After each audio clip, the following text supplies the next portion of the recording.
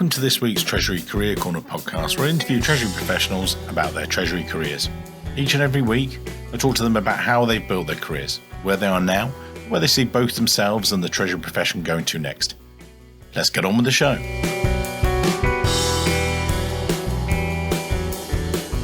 In this week's show, I'm joined by Jeff McConaghy, the Vice President, Corporate Finance and Treasury at Ferring Pharmaceuticals, who I've known for many years. So this will be quite a nice, fun conversation as we go through. But Ferring, who Jeff's with, headquartered in Switzerland, they are Ferring Pharmaceuticals. They're a research-driven specialty biopharmaceutical group. That's what you need first thing in the morning, saying all that in one sentence. Yeah, great. But the company itself, they identify, develop and market products in the areas of reproductive medicine. Ferring has its own operating subsidiaries in nearly 60 countries worldwide and markets its treatments in over 110 countries. So truly a global company. But as always, I'll get Jeff to explain that a little bit later in the show. Jeff, start us back in the beginning. You're originally from Canada and, then as we said earlier, you accidentally discovered Treasury, but we'll come on to that. But talk us through your career, sir. Back to you. Thanks, Mike. Thanks for having me. Well, I guess maybe we start in university. So I knew that I wanted to study business going into university. I was advised that getting your accounting designation would be, a good solid footing in business. And, you can always have that to fall back on. So I was on the accounting track up until my third year of university. And then I was lucky enough to have a job in an accounting firm that summer after my third year. And I realized that I didn't like working in an accounting firm. Well, it's a good start. Oh, hang on. Yeah, it was a good start. So my last year of university, I ended up changing all my accounting electives to international business courses and did my last semester of university as an exchange student in France. Right. So kind of changed plans. And I think having traveled and having been part of that group of international students while an exchange student in France kind of cemented in my mind that, there were more places in the world I wanted to see. So what I wanted to do was try to find a company that would, allow me to see different places, travel, to maybe live in different places. And so I thought the best way to do that would be to get an international MBA. So after the semester in France, I was backpacking around Europe and I stopped in the London Business School and stopped in and wanted to talk to them about, how would I get into their MBA program? And the guy was great because I probably came in flip-flops, shorts and t-shirt as I was backpacking around. And he said, well, honestly, to get into a good MBA program, they're going to want you to have 2 or 3 years work experience before they'll accept you. And I thought, it takes 3 years to get your accounting designation back home. And I had an offer from an accounting firm in my hometown. So I called them up and asked them if they would still hire me, and they would. So, because I looked at it and said, okay, well, this is a means to an end. Yeah. So I decided to go back into the accounting path. So I did change firms partway through, not because I thought it would really change the dynamic of what I did, but I went to a firm that had clients that I thought would be more interesting. And as I was about to finish up I've passed all the courses, finishing up my time in the accounting firm, one of our clients, McCain Foods, had an opening in its corporate reporting group. There had been an internal transfer just before year end. They were not able to fill the position. And so I was assigned, I was basically hired as a consultant through the accounting firm to go work there through the year end. But anyway, so I stayed there for actually 3 months as the consultant and really enjoyed the work. Now, maybe as background, so McCain Foods probably still is the world's largest producer of French fries. Yeah. Their head office was predominantly in this village, Florenceville, on the east coast of Canada, a village of about 700 people, where the brothers founded the company over 60 years ago now, I guess. And so they were having difficulty at the time anyway, recruiting in young professionals for these sorts of jobs. So after, like I said, I was there for 3 months, just putting in my time to finish the accounting designation. And they'd offered me the position and kind of liked being on the other side, like working for a corporate. I liked the people that I was with. I said, okay, well, I'll try this for 2 years because I hadn't really planned to go back, done all the planning to go back and do that MBA. So I said, okay, well, I'll try this for 2 years. It was a big company and they knew my interest in traveling around and seemed to be willing to accommodate that. So I did that for a year. And then after a year, they transferred me to Toronto because there was the corporate office in Florenceville, and then there was a corporate office in Toronto where some of the executives were. So I went as an analyst to work for the CEO and the CFO. And I did that for a year. And then the person who was managing the corporate reporting team back in Florenceville went back to his home country in Australia, and they offered me the job. And so I went back to head up the corporate reporting group. That required, that was, despite being back in, in this small village, it was really kind of the job that I had been wanting, because it was, I was in the head office of a very large multinational, and, with the opportunity to go different places. So I never ended up doing the MBA. I just kind of, fell into the kind of job that I wanted by going back the accounting route. Life lesson there is never be scared to take the opportunity. It might not be where you want it to be, but you never know where these things can lead. Yeah. And then you sort of did a number of roles there, but sort of get us to how you discovered Treasury. How did you find out about Treasury there? What happened sort of thing for you to go, oh, hang on, Treasury, that'll do? So I spent 5 years in corporate reporting. The role just kind of evolved over time. Then the treasurer for McCain left. Now the global treasury operations for McCain are based in Switzerland, in Geneva. And when the treasurer left, I was asked if I would be interested in moving to Geneva and heading up the global treasury group, which seems like a bit of a change, and it was, because I had no treasury background. The only link, so the group in Geneva, the treasury responsibilities were largely managing the global foreign exchange exposure, the intercompany lending, and external debt that supported all that. But the group in Geneva also had the accounting team that did all of the accounting for the finance and holding and treasury companies around the McCain world. And because I was very familiar with that through my years on the reporting side, I understood the accounting, and I think the CFO at the time thought I could manage that and then learn the treasury piece as time went on as I was there. But it's quite a senior role to be, learn on the job. How did you do that? I did that because I had a wonderful team in Geneva who were willing to teach me what I needed to know in order to do my job. Plus, the CFO was very experienced in the financing side of things as well. So I had great support above me, and I had great support on the team in Geneva as well. So that kind of gave me the time I needed to learn on the job and learn what I needed to do. And, we'll put it in perspective, being experienced of the group, you were qualified, you knew what you were doing. It was more that they parachuted you into this role. So you had the internal knowledge of everything about McCain. So you knew the group, but it was like, that's right. Here's the new thing. And actually a number of companies do that. You've got people like, in the UK, you've got Diageo, where they use that role a lot of the time, certainly did bring in people to then learn Treasury for 2-3 years maybe, and then move on within the group sort of thing. But so it was similar for you, but was that a little bit daunting for you at that stage? You're having to learn from colleagues, if you like, that were much more junior than you, and they're going, right, this is how we do this. How did you approach that, as it were?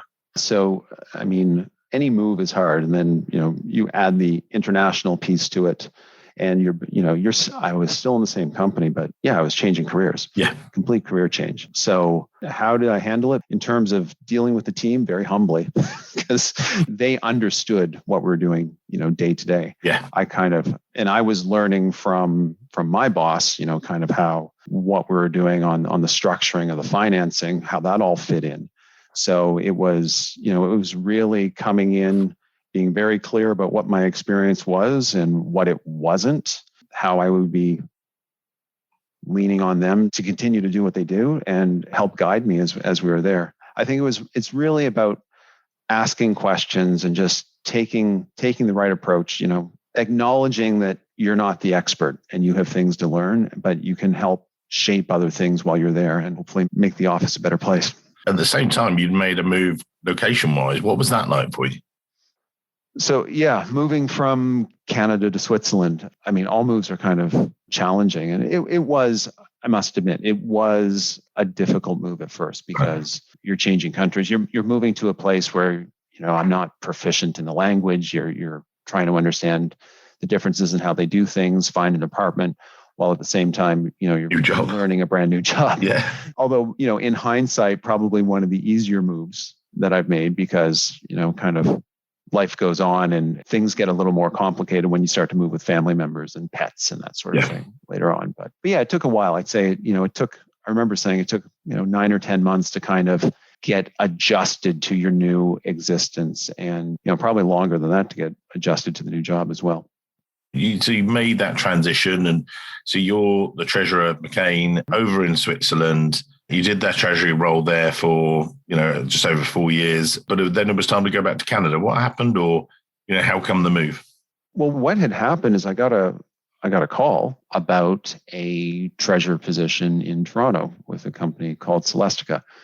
Now, Celestica it's another Canadian head office multinational, like I said, based in Toronto.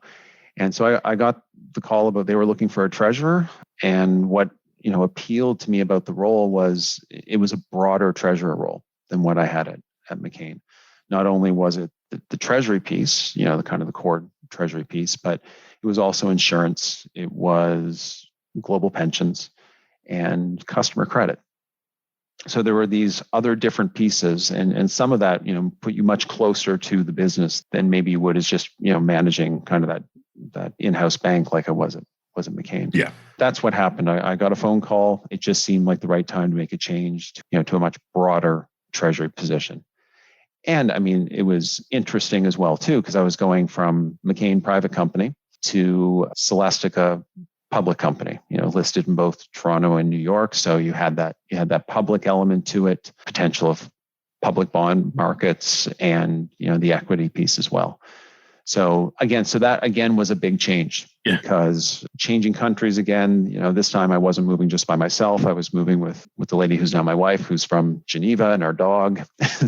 And moving to Toronto. So it was just, it was a different dynamic again. Plus the, learning all those different aspects of my new job in a company that had a very different culture from the one I came from as well. In what way? What do you mean? Well, it was McCain family-owned business in a global company, but the competitive pressures were not the same as Celestica. So Celestica they're in the EMS industry, which is basically outsourced electronic manufacturing for that industry. Highly, highly competitive. Again, and then you have the additional pressures that come from being a publicly listed company as well. So just a completely different culture from what I had grown up in, having spent 11 years at McCain. You got into that role, and you were there for a number of years. So 8 years, yeah. Yeah, it's really good. But sometimes I talk to treasury professionals, they've got in, they've done a role, and we say, the catchphrase I've sometimes said is used to be 3 years. And, COVID and pandemic have changed that a little bit. And I've seen people bouncing around a lot more because the world of business is in turmoil. But aside from that, in general terms, the first year in a treasury role, you tend to be learning a lot of it. Second year, it's sort of, this is the process. Okay, we know what we did last year, and then improve it and everything else. But as you start to move in and through year 3, you've already been through this cycle twice. And it's actually a natural thing, I think 3-4 years. But you were there quite a period, weren't you? And I know that you really enjoyed the role, but it sort of evolved. Or explain again for the listeners, how did it then grow and change, sort of thing? Yeah, because if I reflect back, my 11 years at McCain was always developing and growing. I mean, the roles expanded, what I did changed over time, for the entire 11 years I was there. At Celestica, it was a big change going in. And I would honestly say it took almost 2 years before I really felt comfortable in my seat, because it wasn't so much, even if you just look at the treasury side of it, at McCain, we're very focused on, we were doing external financing and intercompany lending and foreign exchange, but we weren't focused on cash forecasting. And Celestica, that was the most important thing that we were doing, was cash forecasting, because, where is it? First of all, to make sure we had it, where is it? How much were we going to have? But free cash flow was a publicly reported number every quarter, and it mattered. So, just getting familiar with how best to do that was a change within just the treasury piece. But then the other components of the job, understanding the insurance world and understanding pensions, and particularly the customer credit, because element was a real learning curve. Because Celestica being a low margin business, you can't afford to have your customers not pay you. Customer credit was actually finance controlled rather than business controlled. The general manager could not override finance and how much credit you would be giving to a customer. We spent a lot of time there. Well, first of all, understanding the business, spending a lot more time speaking to GMs about their business needs than you would as maybe in a more traditional treasurer role. Yeah. And building the relationship, because you had to find a way to make it work. There was often, shall we say, opportunity for conflict, constructive conflict, right? Where, you said we can only supply a customer with this much credit based on how we evaluate them.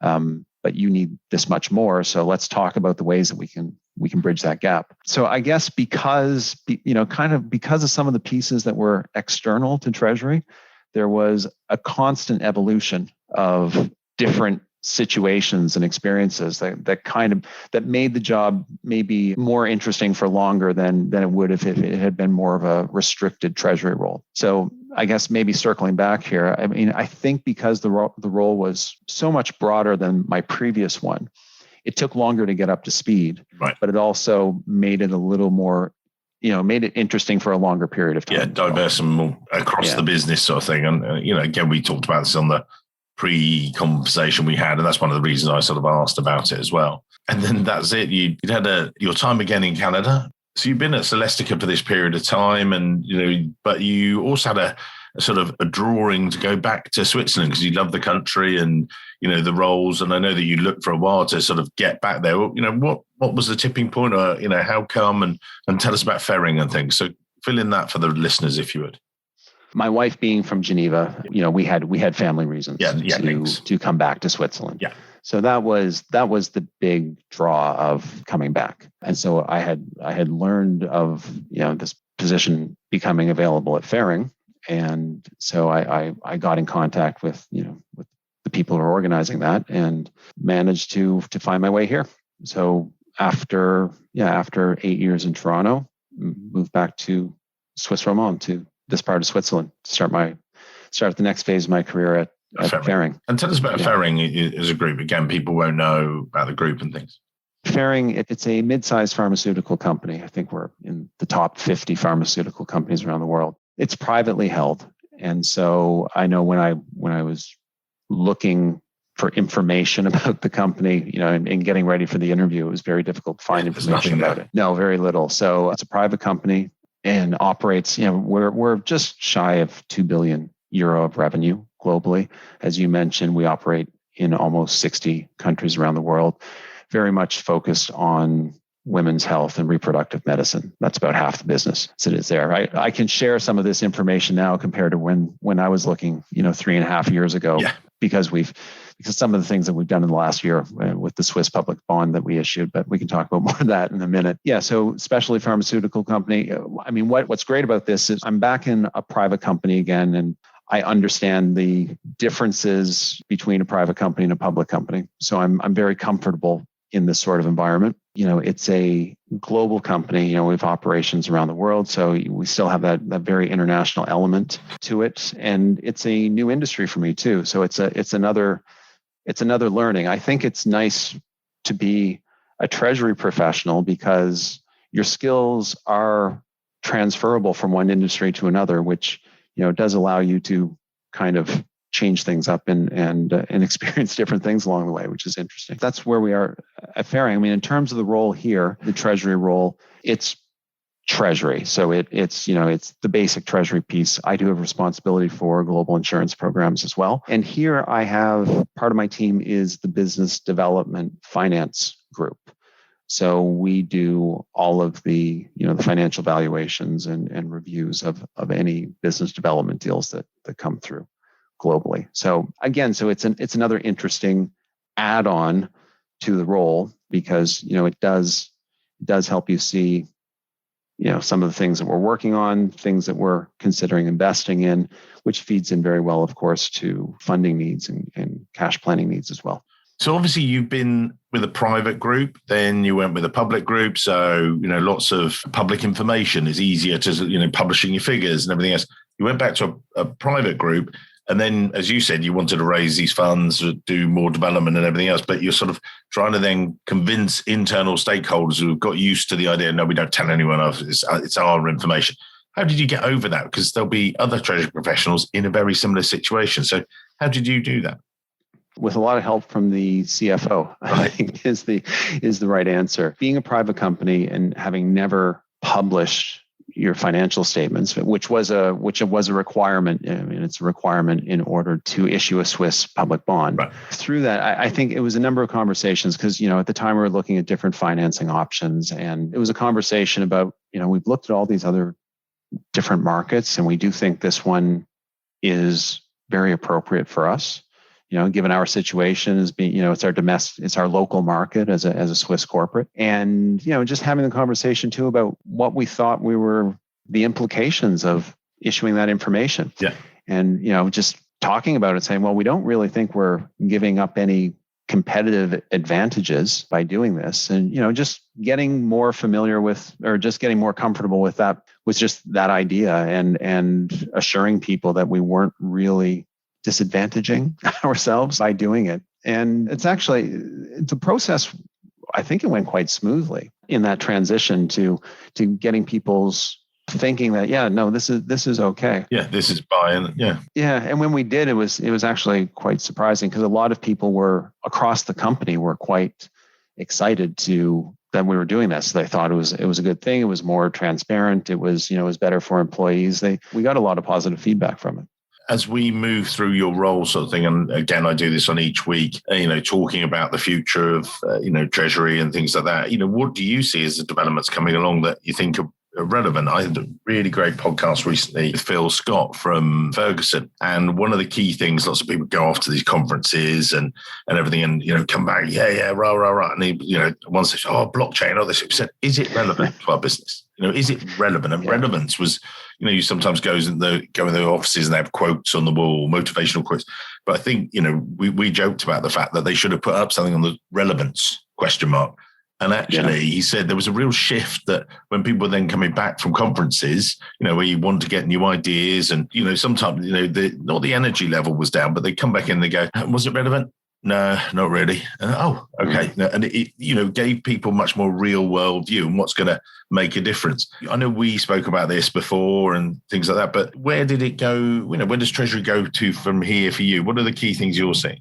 I think that's a very good point, because also what's relevant to somebody in retail is not necessarily, like same day payments or, real-time payments.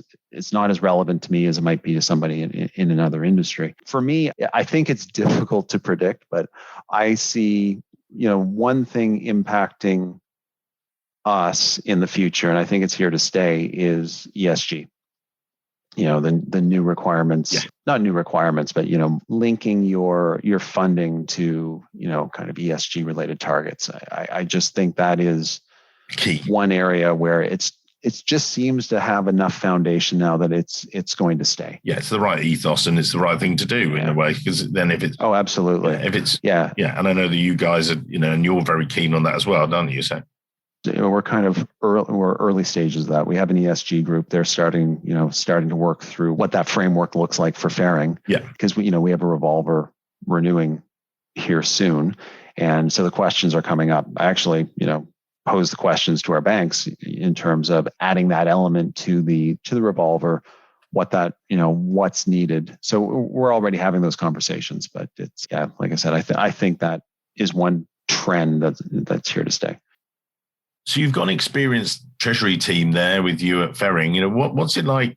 Obviously you've got a new team, brand new, that you're coaching them, they're learning new things. But you're the opposite end. These guys know what they're doing and things. So how do you lead them, motivate them? How do you do that? Yes, I have a very experienced treasury team here, which is great because everybody knows what needs to be done. They understand how to do it best, and we're all working towards that. I mean, what we're kind of focusing on is, what I'm trying to do is create opportunities to develop, because we know it's a solid treasury team that, lots of experience there, but also create opportunities so that we can demonstrate, to the broader organization, all the various ways that we can add value. So, there's a lot of change going on in Ferring right now. We just finished migrating our last region to, the finance and administration work has been migrated to an external provider over the last year and a half. And so, my team has been involved in that. We actually lead one of the end-to-end processes in managing travel expenses. So my team's been involved in that. We have an ERP project where we're moving to a single instance of SAP. So that project has just been launched. So again, having my team involved in that as well from a project standpoint. Yeah. And just making sure that, because Treasury in those sorts of projects, sometimes you feel like you're nowhere and everywhere. You know what I mean? So just making sure that, we're involved in the different end-to-end processes, the bank connectivity and those pieces are included.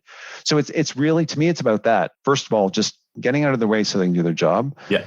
Helping them, get the resources they need to make things more efficient, which, makes life nicer and more efficient. When you're not spending all your time doing manual stuff, it allows you more time to do more interesting things. And that's what we're trying to do, is free up that time so we have, more time for the interesting things. As we approach the end of today's show, and we'll put your LinkedIn details in the show notes, and we've had a really good conversation there, and we've touched on various areas and things like that. Just looking back, what tips would you give to someone listening today, and they might be early stages of their career or mid or later on, as you look back over, you've got international moves, you've got different, companies, you've got different things, just take a moment, if you would, to sort of reflect on that. And, what advice would you give to someone? You're sitting there with a cup of coffee with them and having a chat, what would you say?